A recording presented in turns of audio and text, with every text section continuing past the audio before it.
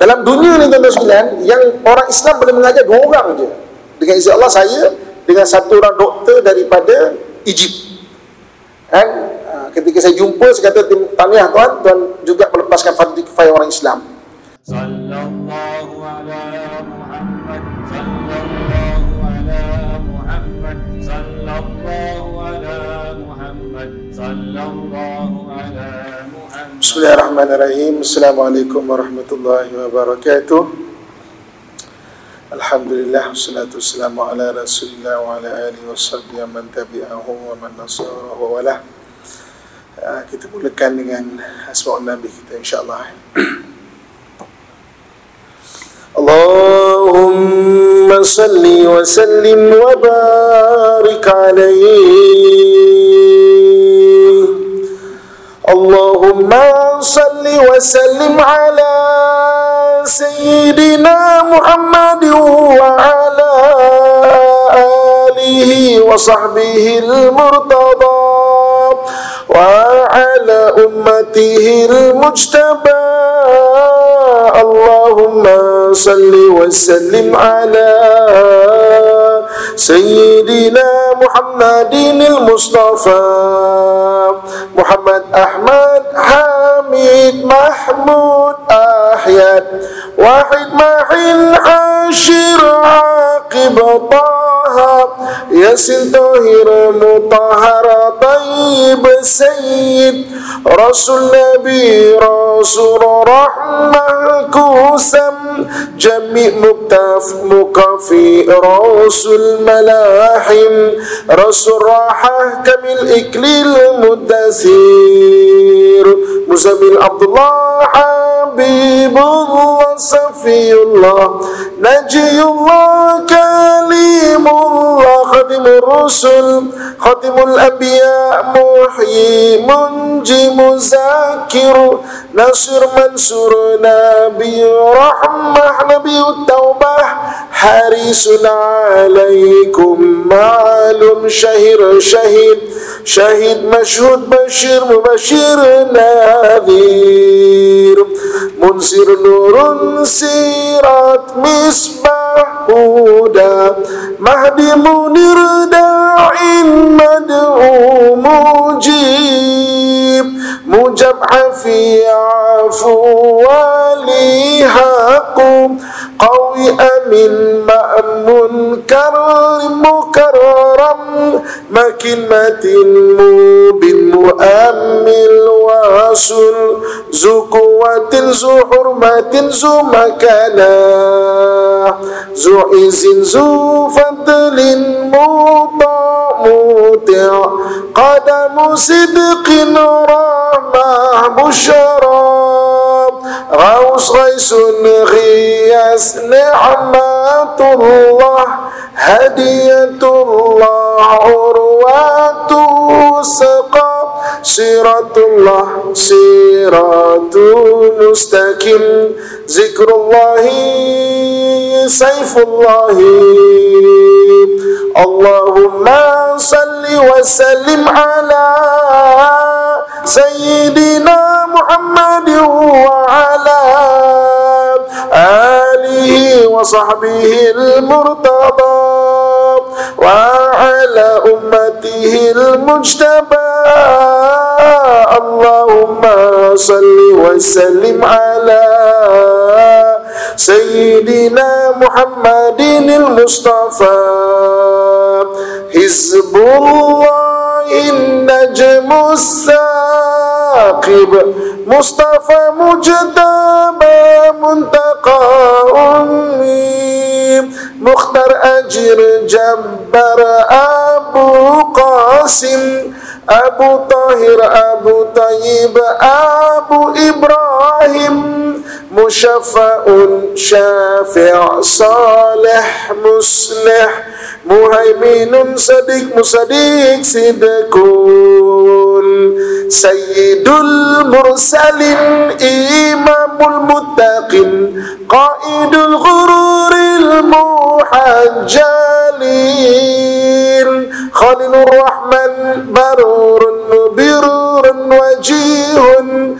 نصح وكل متوكل كفيل شفيق مكل سنة مقدس روح القدس روح الحق روح القسط كافيل مقتف بلغ مبلغ شافي واصل موصول سابق سائق عادل مهدين مقدم عزيز فاضل مفاضل فتح مفتاح رحمة مفتاح الجنة ألم الإيمان ألم اليقين دليل الخيرات مصحح الحسنات مقيل العثرات سفوح عن الزلات صيب الشفاعة صيب المقام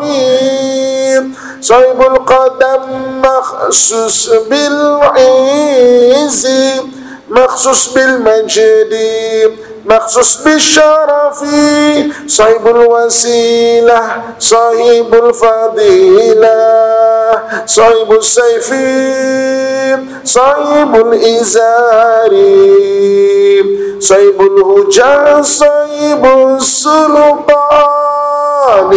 صيب الرداء صيب الدرجة رفيئة صيب التاج صيب المغفار صيب اللواء صيب المعراج صيب القديم صيب البراق صيب الختم صيب العلامات صيب البرهان صيب البيان فصح لسان مطار جناني رؤوف رحيم أذن خيرين صحيح إسلام سيد الكونين عين النعيم عين الغرور سعد الله سعد الخلق خاتم الأمم عالم الهدى كاشف الكراب رافع الرتاب عز العربي صاحب الفرج أسماء النبي صلوا عليه وعلى آله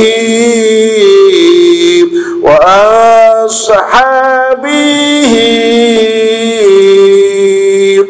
اللهم صل وسلم وبارك عليه.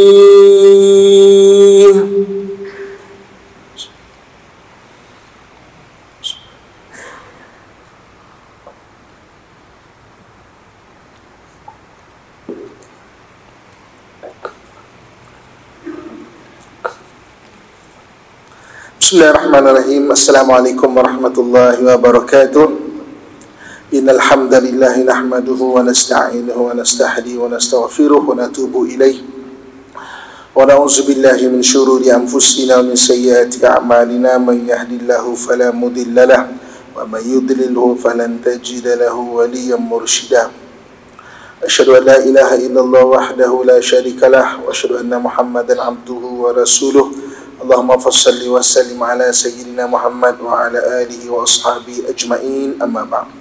Alhamdulillah, pertama syukur pada Allah Subhanahu wa taala dengan limpahan kurnia dan rahmatnya pada malam yang berbahagia ini. Kita menyambung perkongsian kita dalam kitab Ad-Durrah Al-Bahiyah. Kalau ikut kita sampai ke muka surat yang ke-64 iaitu Kitabus Solat, kan? Tapi walaupun macam mana pun saya tengok dalam bab Kitabus Solat tu dia maknanya straightforward je mengenai rukun solat, mengenai macam mana cara waktu solat, solat sunat dan sebagainya. Jadi saya rasa kita boleh baca sendiri, dan kalau tak faham nanti boleh ajukan soalan pada kelas-kelas akan datang. Kita pergi pada bab yang jarang dibincang, ataupun tak banyak dibincangkan, iaitu muka surat, terus kepada muka surat 92. Muka surat 92 fasal pada membincangkan perkara-perkara berkaitan mayat.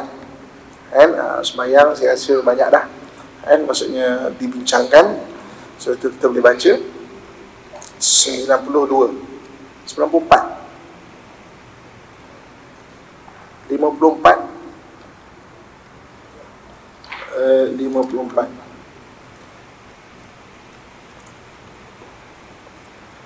Oh, tamat kita 54. Okey. So kita baca sikit mengenai 54 sampai 64 tu apa nama, mengenai mandi sunat dah selesai kan? Okey.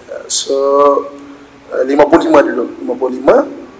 Dan nanti baru kita pergi kepada terus babul mayit tu lah. Okey. Muka surat 55 dulu. Silakan. Bismillahirrahmanirrahim. أعوذ بالله من الشيطان الرجيم فصل فيما يحرم بالحدث الأصغر والأكبر. Fasal mengenai perkara-perkara yang diharamkan ketika berhadas kecil dan besar. Yahrumu bil hadathil asghar as-salah wat tawaf wa massu syai'in min al-Qur'an wa hamluh. Diharamkan bagi seorang yang berhadas kecil solat, tawaf, memegang Al-Quran dan membawa Al-Quran. Jadi orang yang berhadas kecil tak boleh nak solat sehingga dia mengangkat ada kecil tu, tawaf, pegang mushaf Al-Quran dan membawa Al-Quran dengan niat membawa. Kalau dengan niat untuk ihtiram tu memuliakan, maksudnya nampak Quran tu bersepah ke apa, untuk angkat memuliakan, tak apa. Ini bagi tujuan untuk memegang ataupun membawa itu. Okey, seterusnya. Wa yazidu alaihi man bihi hadathun akbar al-muktha fil masjid wa qira'at al-Quran bi qasdi. Okey, dan seterusnya. Dan ditambah padanya bagi seseorang yang berhadas besar duduk dalam masjid dan membaca Al-Quran dengan tujuan membaca. Okey, so ini maknanya ditambah orang kalau ada besar pula ada besar duduk dalam masjid. So takrifan masjid ruangan sembahyang. Ruangan sembahyang macam ini. Okey, kalau di kaki lima tu tidak dipanggil ruangan masjid situ. Okay, dan membaca Quran dengan tujuan membaca. Kalau tujuan membaca, niat ibadah membaca tak boleh. Bagi tujuan-tujuan, contohnya ruqyah. So kalau ada besar, ibu-ibu kakak contohnya dalam haid ataupun nifas, baca ayat kursi untuk jaga diri, diri tak apa. Tapi tujuan untuk membaca Al-Quran tak boleh. Okey, seterusnya.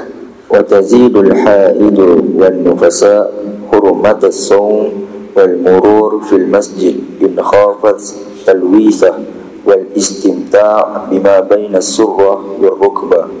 Dan ditambah bagi wanita yang haid dan nifas semua yang disebut, serta ditambah dengan larangan berpuasa berulang alik dalam masjid sekiranya dikhawatiri akan mengotorinya, dan berseronok bersama suaminya di antara pusat sehingga lutut. Jadi maknanya kalau orang haid dan nifas tambahan dia tak boleh puasa. Okay. Berulang alik masjid jika dikhawatiri air darah tu tak dapat dijaga, dan istimta' tu maknanya berseronok bersama suami di antara pusat sehingga lutut. Itu tak boleh. Takut terbabas lah kita panggil. Sebab, dan satu lagi benda yang jarang orang bincang adalah kalau mengadakan perhubungan antara suami dan isteri dalam keadaan isteri dia tak bersih lagi, tak mandi, maka sekali perhubungan dia kena kafarah. Kafarahnya iaitu memberi makan 10 orang fakir miskin. So takrifan beri makan ni satu hidangan lah. So sekarang ni kalau satu hidangan berapa ringgit? RM3 ke RM5, ijtihad kita lah. So bagi pada fakir miskin. Maknanya satu perhubungan tu maknanya kalau dalam haid ataupun dah bersih haid tapi tak sempat mandi lagi, tu maknanya kafarah dia tu. Kalau bagi bayar kafarah ni, kalau wakilkan kena sebut ini kafarah ya. Jadi sebab orang yang faham, dia tahu kafarah ni hanya untuk fakir miskin. Tak boleh nak bagi wakaf masjid, tak boleh nak buat infak, tak boleh, untuk fakir miskin saja. Okey.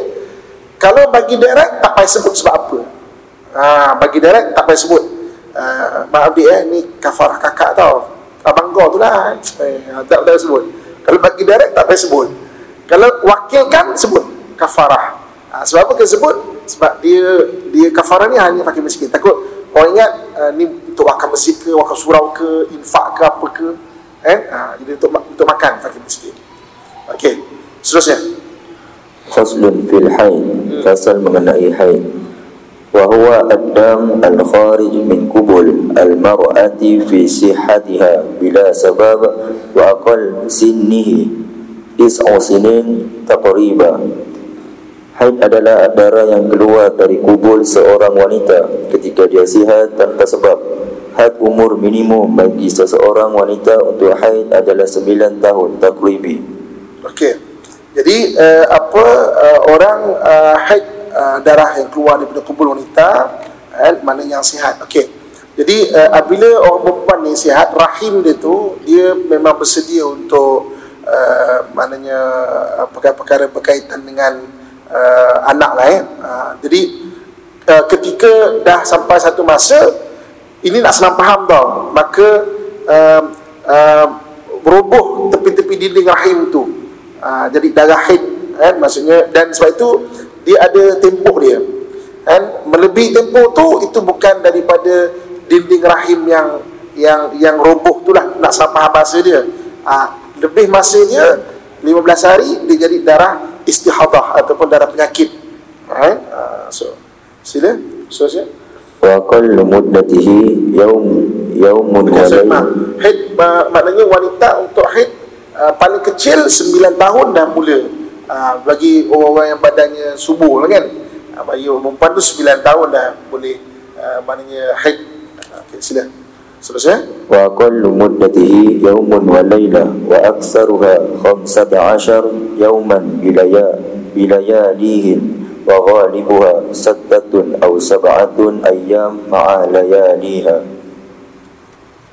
Manakala tempoh minimum haid sehari semalam 24 jam, tempoh maksimumnya pula 15 hari dan 15 malam. Manakala tempoh yang biasa 6 atau 7 hari beserta malamnya. Okey, itu kebiasaan lah maknanya orang yang haid tempoh dia sehari semalam, maksimum 15 hari malam, biasanya 6 atau 7 hari. Okay, seterusnya. Fa inna qasa'ad-dam an aqal al-muddah aw zad ala aktsariha fa huwa dam fasadun wa qallu at-tur bainal haidatain 15 yawman wa la had li aktsarihi. Sekiranya darah itu keluar kurang daripada 24 jam atau lebih daripada 15 hari dan 15 malam, maka darah itu adalah darah fasad. Tempoh minimum suci antara dua haid adalah 15 hari, namun tiada had bagi tempoh suci. Okay, jadi maksudnya darah itu keluar kurang daripada 24 jam atau lebih 15 hari 15 malam, maka darah itu adalah darah fasad. Fasad ni maksudnya penyakit lah. Tempoh suci pula antara dua haid adalah 15 hari. Mana itu biasa dia, dan tak ada tempoh dan tak ada had bagi tempoh suci itu. Maknanya mungkin tak ada had tu, maksudnya mungkin kurang daripada 15 hari tu kan. Okey, seterusnya pada nifas. Faslun fil nifas wa huwa ad-dam al-kharij min qubul al-mar'ati aqib al-wiladah wa qal muddatihi lahzatun wa ghalibuha 40 yawma wa aktsaruha 60 wa ma zada 'alayha fadamun fasada. Nifas adalah darah yang keluar dari kubul wanita selepas melahirkan anak.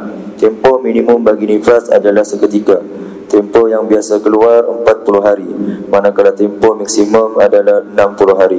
Maka darah yang keluar setelah itu adalah darah fasad. Jadi itu maknanya bagi nifas bagi orang yang melahirkan anak pula. So kebiasaan dia berapa hari, maksimum dia 60 hari. Dan lebih daripada itu ada darah penyakit, darah istihadah. Okey. Darah istihadah ni implikasi dia dia wajib sembahyang, wajib puasa. Betul, kita kena takrifkan betul-betul. Darah ni darah nifas ataupun haid ataupun istihadah ataupun darah penyakit tu. Okey. Okey, seterusnya bab pada menyatakan najis. Okey, dan cara menghilangkan. Okey. Ada dua benda yang takrifan dia adalah agama. Satu najis, satu lagi hadas. So jadi walaupun takrifan bersih bagi orang sekarang ni dia macam-macam. Contoh, ada najis di satu kapet, orang boleh basuh dengan berbagai-bagai air wangi, tapi tetap tidak bersih kalau tidak dibersihkan dengan cara agama. Jadi najis dengan hadas ni takrifan dia takrifan agama, kan? Dia bukan takrifan bersih apa yang ditakrifkan oleh manusia. Dia adalah takrifan dia takrifan agama. Okey, seterusnya. Faslun fi bayanin najas. Faslun fi bayani an-najasati wa izalatiha. Fasal pada menjelaskan jenis-jenis najis dan cara menghilangkannya. Al-hayawanat kulluha tahiratun illa al-kalba wal khinzir wa ma tawallada minhuma aw min ahadihima. Semua haiwan adalah suci kecuali anjing, khinzir, keturunan mereka berdua dan keturunan salah satu daripada kedua-duanya. Okey, jadi maknanya semua haiwan disentuh adalah suci, tak najis, kecuali anjing atau khinzir, babi, dan keturunan daripada kedua-duanya itu, ataupun salah satu daripada keduanya itu. Jadi maknanya semuanya disentuh tu tak najis kecuali anjing dan khinzir lah. Itu kita dah faham insya-Allah. Kemudian wal maitatu kulluha najisatun illa al-adami was-sama' wal jarada. Semua bangkai adalah najis kecuali anak Adam, ikan dan belalang. Okey, di maknanya semua bangkai yang bernyawa adalah najis kecuali anak Adam, ikan dan juga belalang. Okey, sila. Wa kullu ma kharaja min as-sabilain najisun illa al-mani war-rih wal-hasa in lam yan'aqid min al-baul. Okey, siap sebelum kita seterusnya saya teringat satu benda ya. Batu karang, coral ni dia tumbuhan ke haiwan? Siapa boleh jawab? Siapa boleh tolong jawab? Batu karang haiwan. Ada jawapan lain? Dua je lah kan? Kalau tak haiwan, tumbuhan kan? Okey. Siapa penyelam di depannya? Batu karang tu dia bukan tumbuhan tau. Dia adalah haiwan.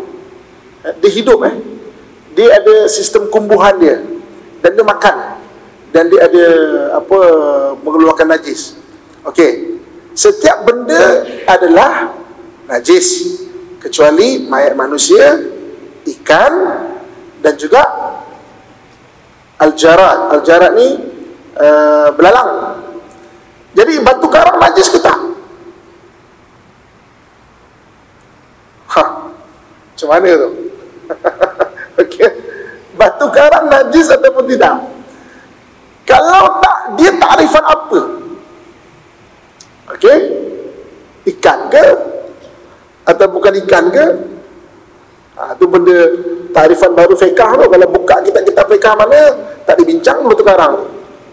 Kan? Dia cari mana tak. Tapi maknanya ahli saintis bila mengkaji batu karang, akhirnya mendapati batu karang tu adalah haiwan. So batu karang itu dia bukan dia bukan tumbuhan. Kita tengok warna-warna cantik tu kan, haiwan tu, dia hidup kan, dia makan okey. Mana kita fiqh nak cari tu kan. Okey, benda yang boleh dimakan, okey, benda yang boleh dimakan, barang laut semua boleh makan kecuali yang hidup dua alam dan memudaratkan.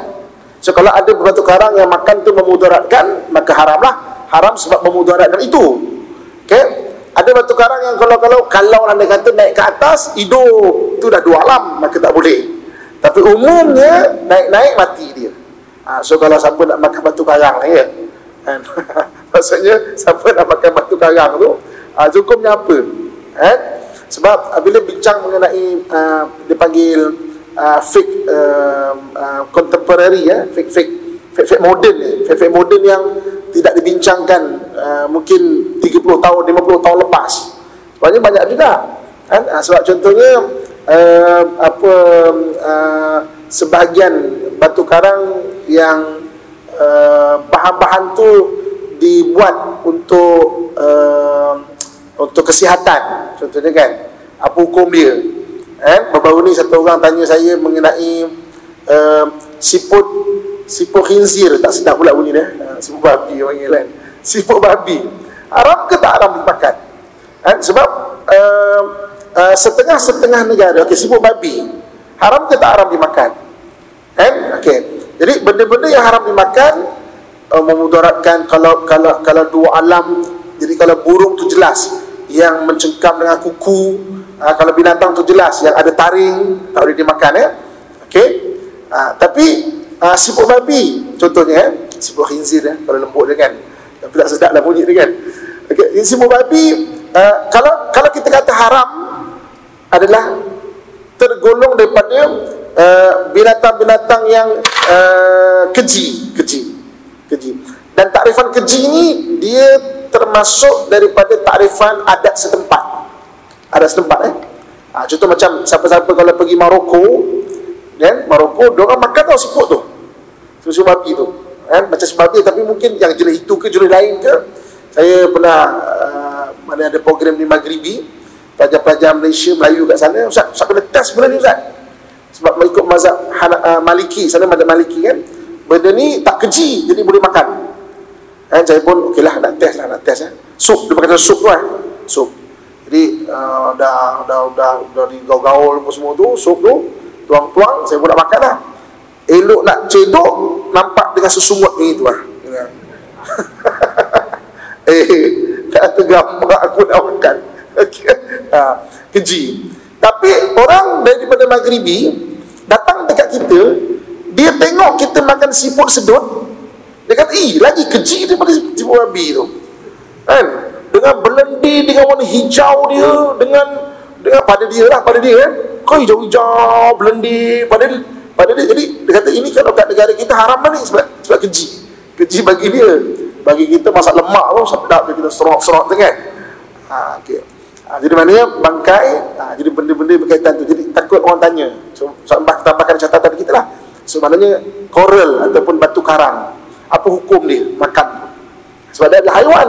So kalau haiwan, dia kategori mana, boleh dimakan ataupun tidak.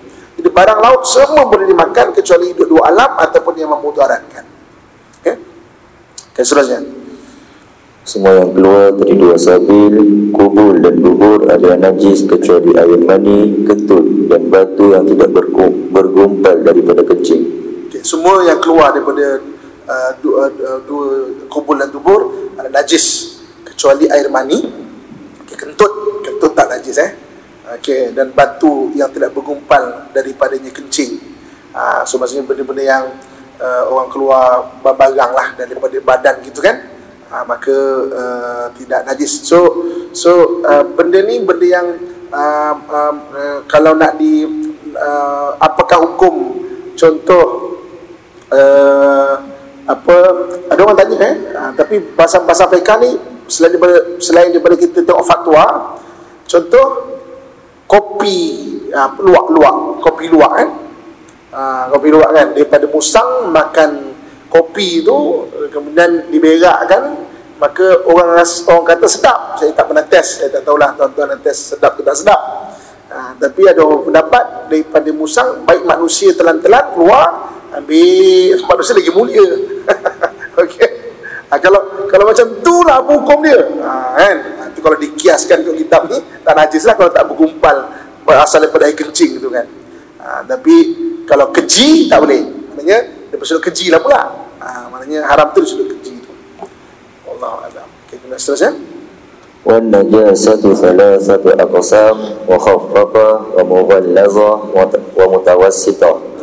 Najis terbagi kepada 3 bahagian, iaitu mukhaffafah, mughallazah dan mutawassitah. Okay, jadi najis ni kita dah biasa bincang majlis ada yang ringan, majlis pertengahan dan najis berat. Okey, seterusnya. Fal mukhaffafah baul as-sabi alladhi lam yat'am ghayra al-labani wa lam yablughi al-hawlain wa yatahuru mahalluha birashyi al-ma' alayh. Najis mukhaffafah, kencing bayi lelaki yang tidak makan apa-apa melainkan susu dan umurnya belum genap 2 tahun. Tempat terkena najis ini akan menjadi suci dengan merenjiskan air padanya. Okey, itu jelas maknanya anak kecil yang tak minum apa-apa lagi kita renjis, okey, bersihlah. Ataupun apa bahasa renjis air tu ginilah, cukup kita cukup dia. Okey, kencing macam ini anak kecil kita ambil cukup gini cukup gitu. Okey, kemudian mughallazah. Wal mughallazah najasatul kalbi wal khinzir wa far'i ahadihima wa la yatuhur mahalluha illa bi ghasli 7 marrat ihdahunna mamzujah bit turabi at-tahur. Najis mughallazah pula anjing, khinzir dan keturunannya tidak suci tempat yang terkena najis ini melainkan dengan membasuhnya 7 kali. Salah satu daripadanya air bercampur dengan tanah yang suci. Maknanya 6 kali air biasa, 1 kali air tanah yang suci. Okey, kemudian wal mutawassithah baqiyatun najasat wa yatahuru mahalluha bi jarayani al-ma' alaihi marrata wahidah.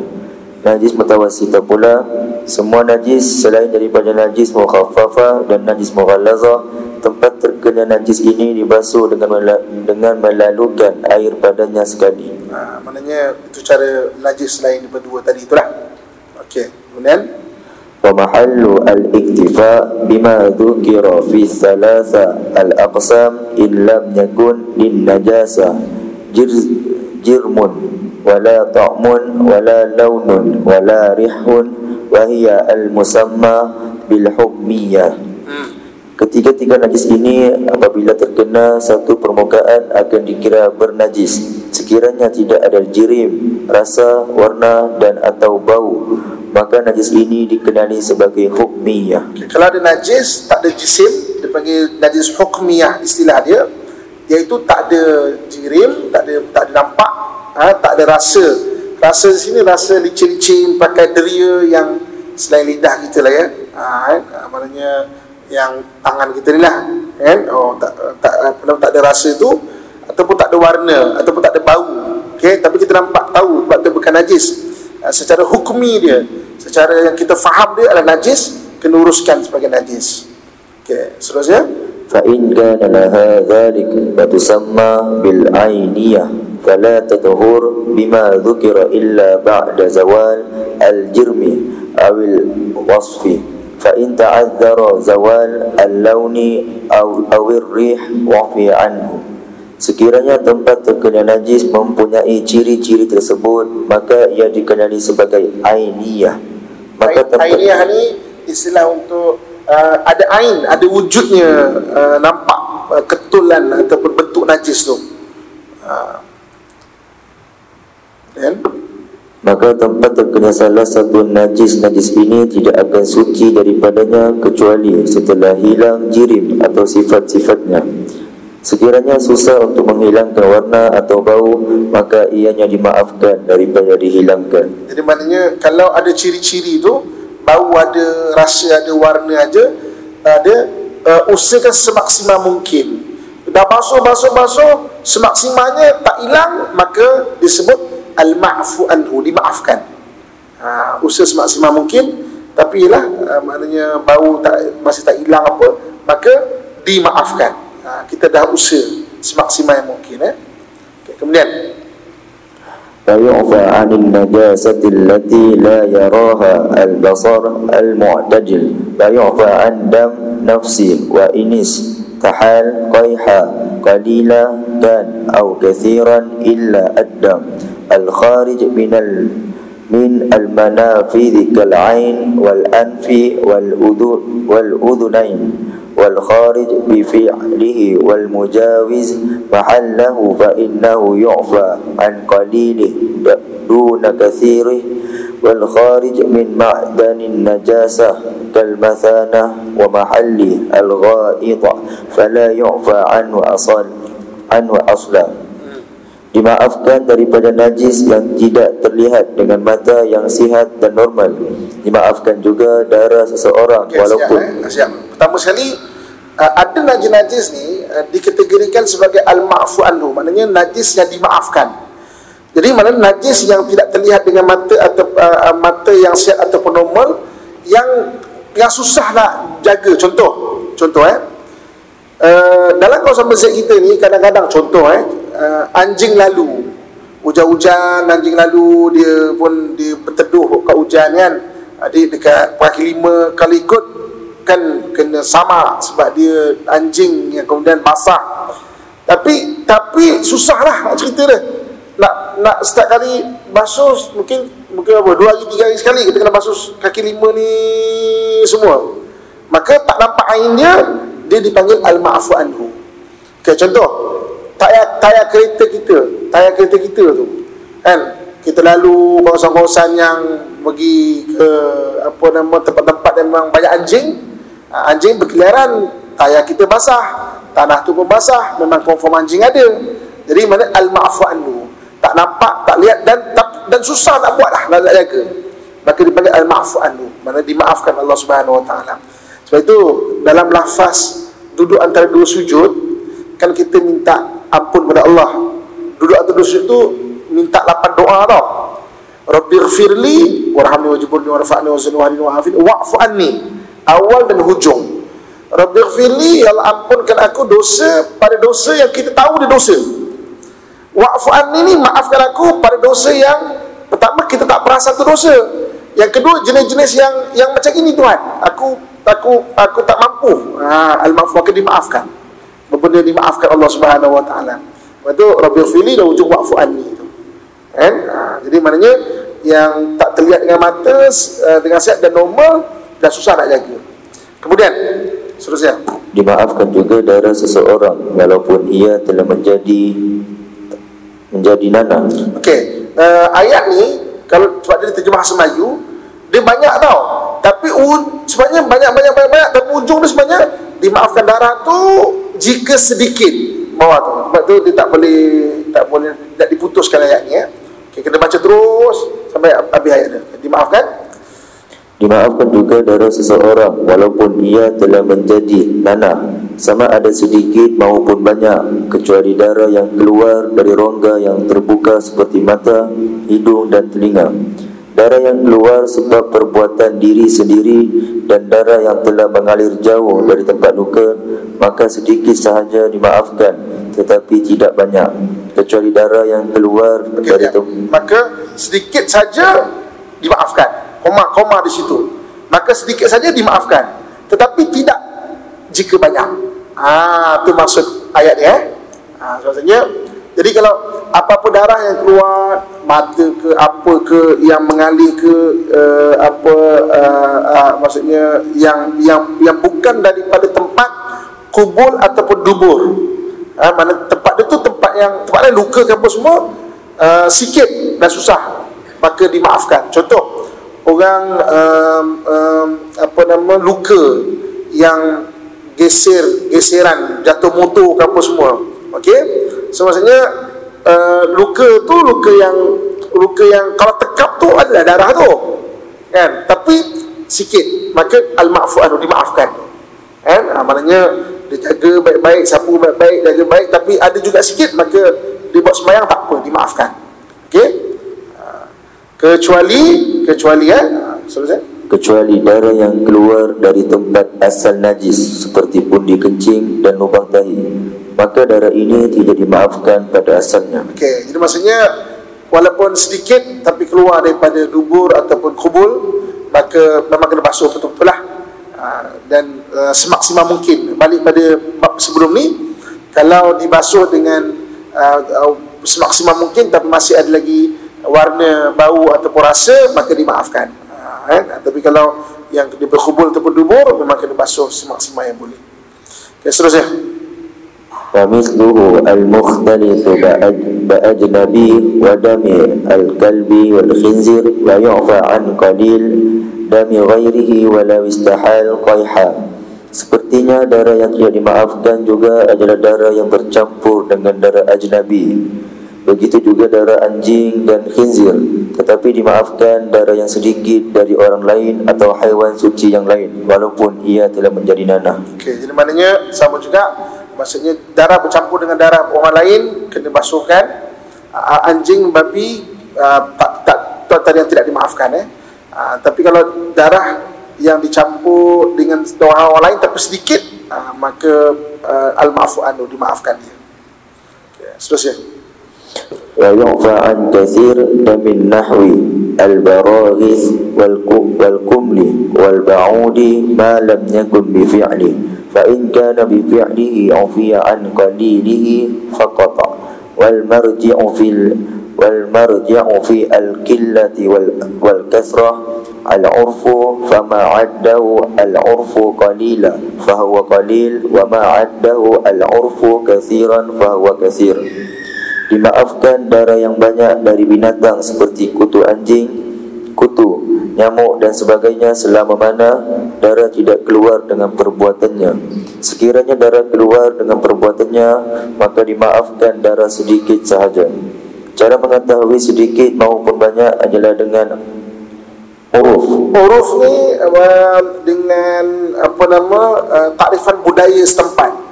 Banyak ke sedikit terpulang kepada budaya setempat tu. Jadi mungkin bagi orang Melayu kita sikit, bagi orang Arab maknanya banyak, atau bagi orang Arab tu banyak, bagi kita sikit. Uruf uruf ni maknanya budaya setempat mentakrifkan tu apa dia. Jadi apa sahaja yang uruf menilai sebagai sedikit, maka ianya sedikit, dan apa yang uruf menilai sebagai banyak, maka ianya banyak. Okay, ayat di sini mana yang dimaafkan? Nyamuk, kutu anjing dan sebagainya dimaafkan. Najis tak najis, tapi najis yang dimaafkan sebab susah nak jaga. Okey, jadi maknanya dia punya penting tak adalah banyak atau sedikit tu adalah uruf ataupun budaya setempat yang mentakrifkan banyak ataupun sedikit tu untuk nak tahu dia maaf ataupun tak lah. Jadi kalau kita pun tak tahu ini banyak ke sedikit, kita istighfar, kita tengok rasa hati kita apa, pada kita ni banyak ke sikit, okay, seterusnya. Wala yatuhuru syai'un min najis al-ain illa juluda al-maitah idza indabaghat wal khamra idza inqalabat khala bi nafsiha.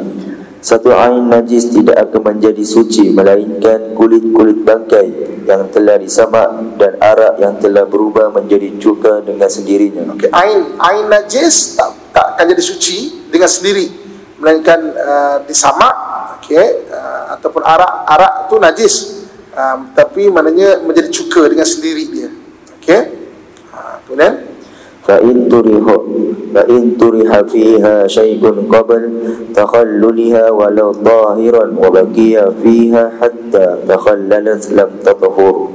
Jika dimasukkan sesuatu ke dalam arak itu sebelum ia menjadi cuka, walaupun ianya suci, lalu dibiarkan ia di dalam arak itu sehingga menjadi cuka, maka cuka itu tidak suci. Okey. Arak lama-lama dia akan jadi cuka, maka cuka tu jadi suci, boleh dibuat masak. Tapi kalau ditambah dengan maknanya satu alat untuk cepatkan proses cuka tu, maka walaupun cuka, tapi cuka tu tak suci, hukum dia tu. Okay, wallahu a'lam. Okay, so 64 boleh baca sendiri. Itu berkaitan dengan solat, tu straightforward je. Nanti kalau tak faham boleh tanya pada kelas akan datang. Kita pergi kepada muka surat yang 92 berkaitan dengan mayat. Berkaitan dengan mayat. Silakan. Faslun fima yata'allaqu bil mayyit. Fasal pada membincangkan perkara-perkara mengenai mayat. Ghusluhu wa takfinuhu wassalatu alaihi wa dafnuhu furud kifayah ala kulli man alima bimauti min qaribin aw ghairi fa in qama biha ahadun minna walau ghaira mukallaf saqata al-haraj wa illa athima al-jami'. Pengurusan mayat adalah memandikannya. Okay. Pengurusan mayat ada 4 nombor situ. Pertama, memandikan. Yang kedua, mengkafankan. Yang ketiga, mendirikan solat ke atasnya. Dan yang keempat, mengebumikannya. So, pengurusan mayat ni ada 4 ya. Ada 4. Okay. Dan hukumnya fardu kifayah. Fardu kifayah ke atas mereka yang mengetahui akan kematiannya, sama ada yang berhampiran dengan si mati atau selainnya. Okey. Salinkan, tambahkan dalam catatan kita ni, hukum menuntut ilmu ada 4. Okey, saya dah bincang pada kelas-kelas yang lepas, kita ulang balik. Hukum menuntut ilmu ada 4. Yang pertama fardu ain. Fardu ain ni semua orang wajib belajar. Pandai ke, tak pandai ke, bodoh ke, dia cerdik ke, dia kena usaha untuk belajar. Fardu ain ni nak senang faham, benda-benda yang memahamkan kita rukun iman, rukun Islam. Jadi mana rukun iman, rukun Islam memahamkan kita macam mana kita nak sembahyang, syahadah, puasa, zakat, kena wajib belajar. Contoh kitab ni sebahagian besar adalah fardu ain. Maknanya sampai kita pandai nak solat macam mana apa semua wajib belajar. Yang keduanya fardu kifayah. Fardu kifayah ni selain fardu ain bidang-bidang kehidupan, maka satu orang Islam wajib melahirkan orang yang pakar ataupun orang yang mahir dalam bidang itu. Kalau tak berdosa satu kumpulan orang Islam. Contoh fardu kifayah, ilmu matematik fardu kifayah, ilmu perubatan fardu kifayah, ilmu undang-undang fardu kifayah, ilmu ekonomi fardu kifayah. Tuan-tuan sekalian, saya dengan izin Allah Subhanahu Wa Taala dalam bidang diving, dalam bidang diving, bukan suka-suka saya masuk diving tau, maknanya tengok ikan, tengok koral, pergi jalan sana jalan itak, sebenarnya lebih kepada fardu kifayah itu. Maksudnya ada benda yang kita kena buat sebagai nak melepaskan fardu kifayah orang Islam tu. Okey. Jadi maknanya fardu ain, fardu kifayah. Fardu kifayah ni bidang-bidang yang apa-apa kehidupan lah, orang Islam kena ada wakil dia. Okey. Fardu ain yang pertama, yang kedua fardu kifayah. Yang ketiga dipanggil fardu kifayah aini. Fardu kifayah aini ni adalah bidang-bidang fardu kifayah ni, kalau dah ada wakil, orang Islam terlepas. Tapi orang yang telah mencemburi bidang itu, bagi dia kena belajar betul-betul. Kalau belajar main-main, haram hukum dia. Jadi fardu kifayah aini adalah satu bidang fardu kifayah yang seseorang telah mencemburi dia. Dia tak boleh belajar main-main sebab dia wakil orang Islam. Dia tak boleh belajar main-main. Dia kena belajar betul-betul. Maka dia wajib bagi dia belajar betul-betul, tak boleh main-main. Kalau dia main-main assignment copy paste, maka haram hukum dia. Kena faham dengan anak kita tu. Macam contoh dengan izin Allah SWT dalam bidang diving, tuan-tuan sekalian. Saya dalam bidang diving, saya bukan ambil yang recreational. Recreational ni yang tengok ikan, tengok koral, tengok apa, itu ramai dah orang Islam. Dengan izin Allah, diving ni dia ada beberapa, ada lebih 40 specialty. Specialty ni kemahiran khas. Antaranya contoh apa? Contoh dia chamber operator. Chamber operator tu macam orang diving ni, kalau dia ada masalah dalam diving, ada gas-gas yang terlekat apa semua, dia kena apa nama, chamber. Maknanya kena masuk satu chamber tu dia akan pressure balik seolah-olah kita last kali 20 meter ke, dekat situ pelan-pelan untuk dikeluarkan gas-gas ni. Dalam dunia ni tuan-tuan sekalian, yang orang Islam boleh mengajar 2 orang je. Dengan izin Allah, saya dengan satu orang doktor daripada Egypt. Ketika saya jumpa, saya kata, tahniah tuan juga melepaskan fardu kifayah orang Islam. Tadi saya baru maknanya organisasi diving daripada US datang tadi 2 hari. Saya baru baru habis tadi. Cek untuk chamber operator, yang seorang tu dah tak mengajar dah. Jadi dekat dunia ni dengan izin Allah, saya seorang je yang boleh keluar lesen. Gigil tuan-tuan saya ni. Saya terfikir siapa instruktor yang betul-betul serius, saya nak ajar, biar ada wakil. Orang daripada Brazil, daripada US, daripada mana pun semua, seorang sekarang ni orang Islam yang boleh mengajar. Kalau tiba-tiba saya tak ada wakil orang Islam dah waktu tu. Ada beberapa specialty dalam diving yang orang Islam hanya ada beberapa orang saja. Bagi orang-orang lain fardu kifayah. Bagi saya fardu kifayah aini dia panggil. Saya tak boleh belajar main-main. Belajar main-main haram hukumnya. Dosa saya. Sebab saya melepaskan, maknanya memegang fardu kifayah untuk orang Islam dan bertanggungjawab untuk melahirkan siapa yang juga boleh mengajar dalam dunia benda tu. Itu kalau nasional, kalau tengok mungkin saya mengajar bomber, saya mengajar Bat 69, komando, bukan saya mengajar yang diving yang asas macam mana cara nak pakai gas, tak. Specialty khas ni lah, yang chamber operator, yang apa semua, yang specialty khas, yang tak ramai orang Islam nampak benda sebagai fardu kifayah dan dia orang belajar.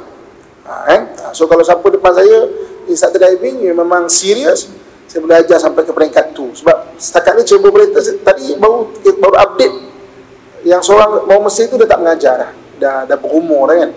Saya pun berumur juga dah ni, tu anak muda ni lah yang serius lah, betul-betul kita boleh train kan. Jadi maknanya hukum untuk ilmu yang ketiga adalah fardu kifayah aini. Yang keempat, hukumnya harus.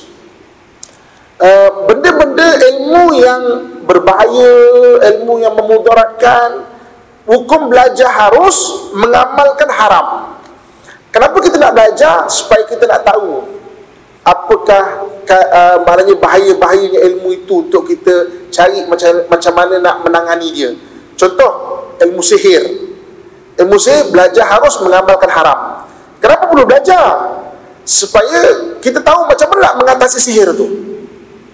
Belajar sihir harus, mengamalkan haram. Belajar ilmu mencuri. Mencuri ini dia ada ilmu dah tau. Copet kan. Belajar harus. Tapi jangan test dekat masjid sini test sekali lah. Dah belajar kan, tak boleh. Mengamalkan haram, supaya kita boleh tahu teknik tu macam mana untuk kita atasi. Itu hukum untuk ilmu. Jadi dalam bidang agama sendiri pun dia ada fardu kifayah dia. Antaranya berkaitan menguruskan jenazah. Itu ilmu fardu kifayah. Tapi orang siapa dalam masjid ni dah belajar mengendalikan jenazah, bagi orang itu fardu kifayah aini. Dia kena belajar betul-betul macam mana cara memandikan semua jenis jenazah. Bukan jenazah yang elok aja. Jenazah hancur, kena gelek kereta, kena aksiden terputus tangan, jenazah orang HIV, jenazah orang yang luka ada mudarat, jenazah orang COVID, semua kena ambil tahu. Sebab kita wakil orang Islam. Bagi orang fardu kifayah. Bagi kita yang memang dah belajar memandikan mayat, tambah lagi ilmu untuk kita sebagai fardu kifayah aini bagi kita tu. Dan kita memiliki ilmu tu, itu yang Allah sebut, Nabi SAW sebut, siapa yang berjalan mencari ilmu, berjalan itu sebagai fi sabilillah. Bukan saja ilmu-ilmu yang umum rata-rata orang boleh tahu, tapi ilmu-ilmu yang very spesifiknya, yang specialty khas. Contoh, berapa ramai orang yang boleh memandikan jenazah orang terbakar. Berapa ramai orang yang boleh memandikan jenazah orang yang lemas, yang dah hancur badan, yang angkat tu terpaksa dengan kain, daging-daging semua tercabut ni, macam mana mandikan tu? Orang yang jatuh kapal terbang, Nabi tahu tu. Bagi orang yang dah maknanya memandikan jenazah. Bagi orang lain fardu kifayah, bagi dia fardu kifayah aini dia panggil. Jadi maknanya dalam agama pun ada fardu kifayah dan ada fardu kifayah aini. Contoh ilmu tajwid. Ilmu tajwid fardu kifayah. Baca Quran bertajwid fardu ain. Semua kena baca baca Quran bertajwid, sebab dia ada bacaan semayang. Ada bacaan semayang Tapi betul-betul mempelajari ilmu tajwid itu fardu kifayah. Tapi siapa dah belajar, fardu kifayah aini. Dia tak boleh belajar main-main. Dia kena belajar betul-betul sebab dia memegang fardu kifayah orang Islam yang lain. So kita selain daripada ilmu yang mudah dapat, cari specialty khas ataupun kemahiran khas, niat supaya aku nak melepaskan maknanya orang Islam punya fardu kifayah. Sebagai contoh, cuba kita renungkan satu idea. Kalau hari ini orang Islam di Bangi, tiba-tiba kereta dia itu kuncinya hilang ataupun kuncinya itu tertinggal dalam kereta, ada tak pembuat kunci Muslim dekat Bangi? Cuba kita kena renungkan.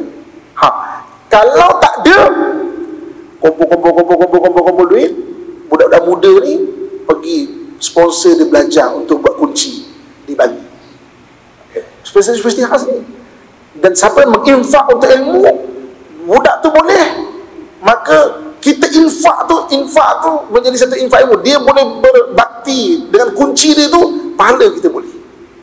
Jadi dia bukan semata-mata yang ilmu yang mudah dapat ni, yang specialty khas. Cuba kita fikir, kalau tak ada, mungkin tabung kita ni carikanlah maknanya siapa yang boleh dia kunci di Bangi ni, dan kita pun boleh kenal. Kalau kunci hilang apa semua, tahu dah ada satu orang budak Melayu Islam kita yang tahu kemahiran kunci. Kalau dah ada, alhamdulillah. Kalau tak ada, kena fikirkan tu. Sebab saya pernah terfikir benda tu, kalau kunci rosak, ada orang Melayu tak yang boleh pandai kunci? Kalau tak ada, fardu kifayah tu kita lahirkan. Tu kena faham hukum menuntut ilmu tu. Okey, jadi balik kepada kitab kita ni, maknanya dia adalah fardu kifayah. Fardu kifayah di atas mereka yang mengetahui atas kematian, sama ada berhampiran dengan si mati ataupun tidak. Okay. Seterusnya, sekiranya terdapat seorang daripada kalangan kita yang mendirikan keempat perkara ini, walaupun bukan mukallaf, maka terlucutlah kewajiban ini daripada umat Islam di kawasan tersebut. Dan sekiranya tidak terlaksana perkara-perkara ini, maka kesemua umat Islam di kawasan itu berdosa. Jadi mana implikasi fardu kifayah?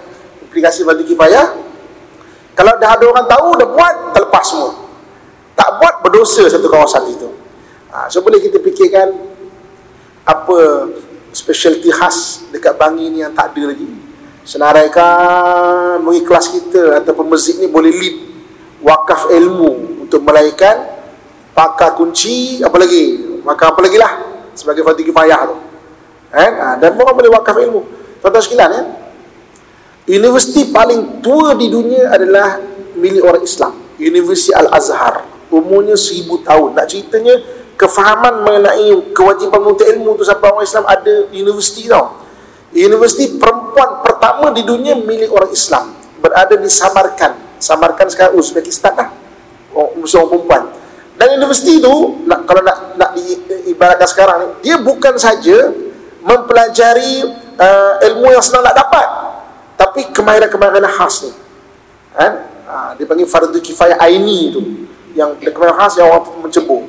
Dan tuan-tuan sekalian, untuk pengetahuan kita, ulama terdahulu paling kurang satu orang ada 7 bidang fardu kifayah aini yang dia tahu. Paling kurang 7 tau.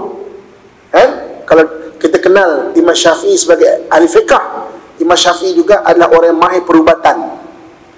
Imam Syafi'i juga mahir ilmu bintang. Imam Syafi'i juga mahir ilmu matematik.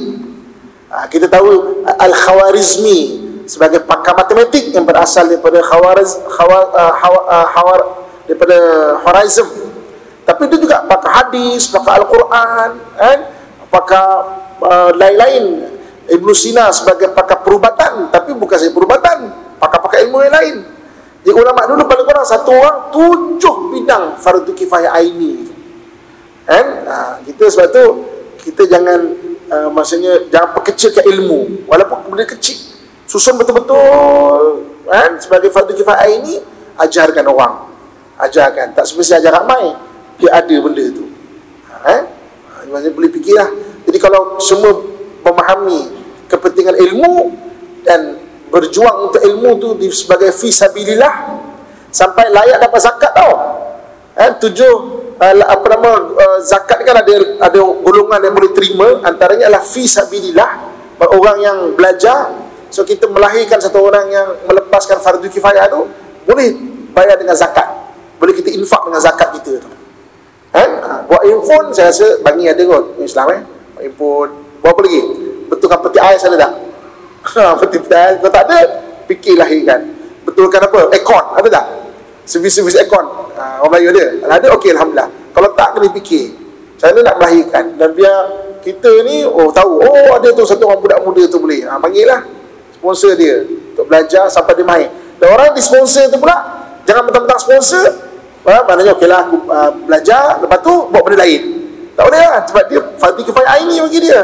Dia kena ambil tahu sampai yang lebih detail lagi benda begitu. Jadi itu kepentingan ilmu tu. Okey. Jadi saya rasa setakat saya dululah, boleh kita kongsikan insya-Allah. Panjang umur, berrezeki, kita jumpa pada kelas akan datang insya-Allah. Okey. أقول قولي ما سمعتم أستغفر الله لي ولكم ولسائر المسلمين فيا فوز المستغفرين ويا نجاة التائبين. السلام عليكم ورحمة الله وبركاته. أعوذ بالله من الشيطان الرجيم. بسم الله الرحمن الرحيم. الحمد لله رب العالمين والصلاة والسلام على أشرف الأنبياء والمرسلين وعلى آله وصحبه أجمعين. Mudah-mudahan Allah jadikan saya dan kamu sekalian hamba Allah yang saleh dan salihah, yang sentiasa mentaati perintahnya dan meninggalkan segala larangannya.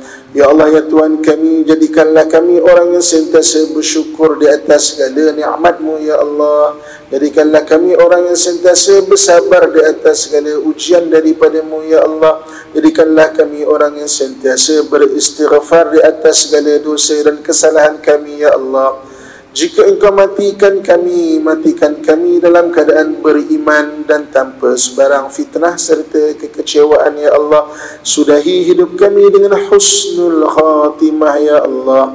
Allahumma rabbana atina fid dunya hasanah wa fil akhirati hasanatan wa qina adzaban nar wa adkhilnal jannata ma'al abrar ya aziz ya ghaffar ya rabbal alamin. وصلى الله على سيدنا ومولانا محمد وعلى آله وصحبه أجمعين. سبحان ربك رب العزة أما يصفون والسلام على المرسلين والحمد لله رب العالمين.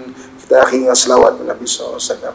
صلى الله على محمد صلى الله عليه وسلم صلى الله على محمد صلى الله عليه وسلم. الحمد لله.